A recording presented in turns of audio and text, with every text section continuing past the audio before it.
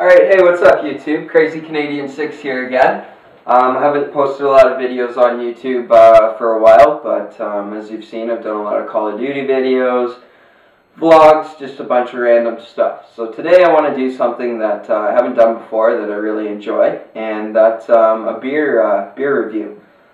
Lately, yeah, if I'm not spending time, beating the shit out of kids on Call of Duty or, just going out with my buddies and everything, I really enjoy beer. I think beer is probably very underappreciated amongst a lot of people in terms of its complexity, as well as just what it has to offer in terms of the alcohol market. You talk about a lot of people that are really into spirits, or they're really into wine. Well, I'm really into beer. So let's have you, if you prefer spirits or if you prefer wine, then that's your choice, but my preference is beer.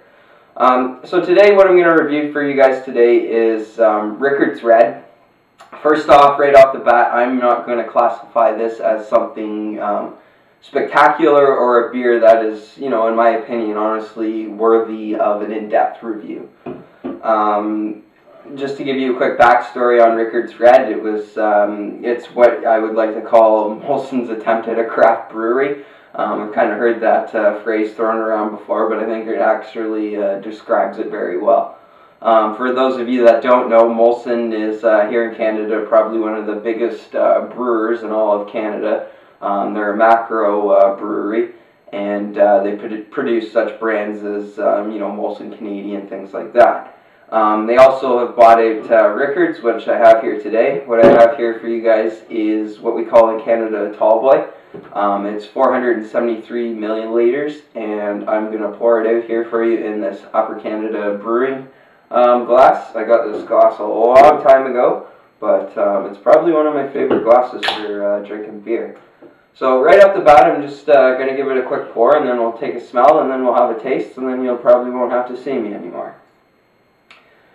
So just in the pour, it pours pretty good. I mean, there's not much of a head, but I'm pouring it pretty gradually and pretty smoothly.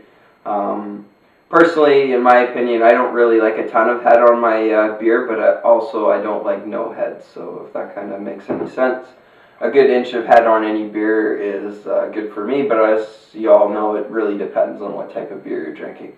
So that's it for the can there. Yeah, so this is the beer here. When you hold it up to the light, yeah, it does hold quite a coppery red resemblance. But out of the light, it's dark, but not very dark. Is how I would describe it. So I'll go right into the smell here.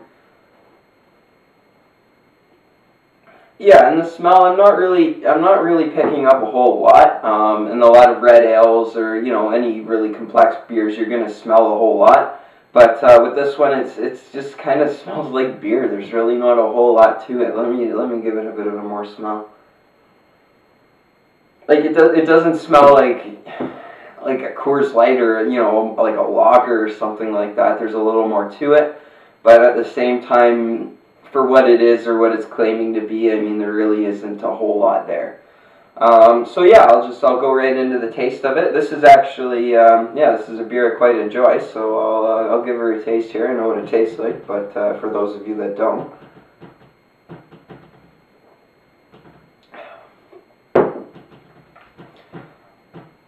Yeah, so right up front, I mean, you're kind of getting a bit of a caramelly taste, a bit of a sweetness to it. You can taste a bit of the alcohol, but not a whole lot.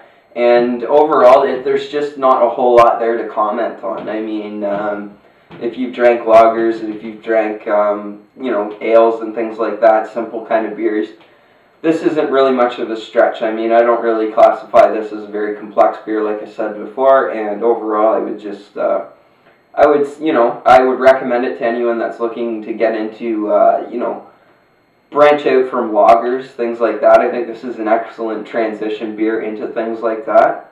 As for all you know that, lagers, for better or for worse, are fairly bland, and kind of, amongst us beer heads, we really classify them as, not lower or lesser beers, but just nothing really complex. I mean, they're great beers to drink on a weekend with your buddies, but other than that, yeah, that's just about it. Going back to this beer, I mean, the head's completely gone. It does leave a nice lacing on the glass, as you can see. Yeah, I'll bring you guys over and you can get a good look at it here, so you can see what the beer really looks like up close. So yeah, that's the gist of it right about there. Yeah, it really holds kind of a coppery color, but other than that, it's pretty simple beer. So yeah, this is just something I've decided to kind of get into. Beer reviews, I don't think I'm an expert at for any means, much less do I think I'm great at them.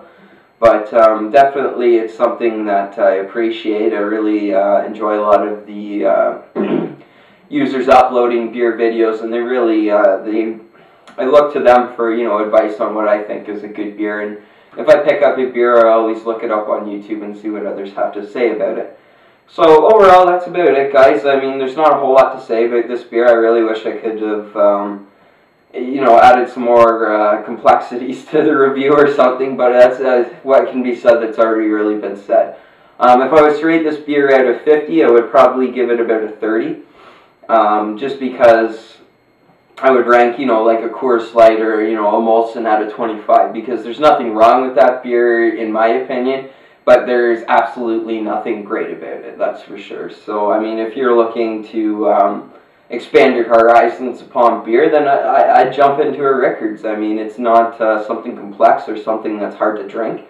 But, yeah, if you're one of those guys that, drinks a case of Canadian every weekend, or, you're into the Coors Light, and just thinking about, oh, I'd like to try something new, then definitely give Rickards Red a try. I think that's would be my overall recommendation with the beer. That's about it, guys. I'm thinking about doing another beer review. I have something that's a little less common here. Just give me a second. I'll pull it out of the fridge for you guys. Just a sec. Now, I won't be able to say this right because it's quite the quite the word. But what let me give it a try. It's called Weihenstephaner, and what it is, it's a Hefeweizen. So this is definitely a beer it's common, apparently.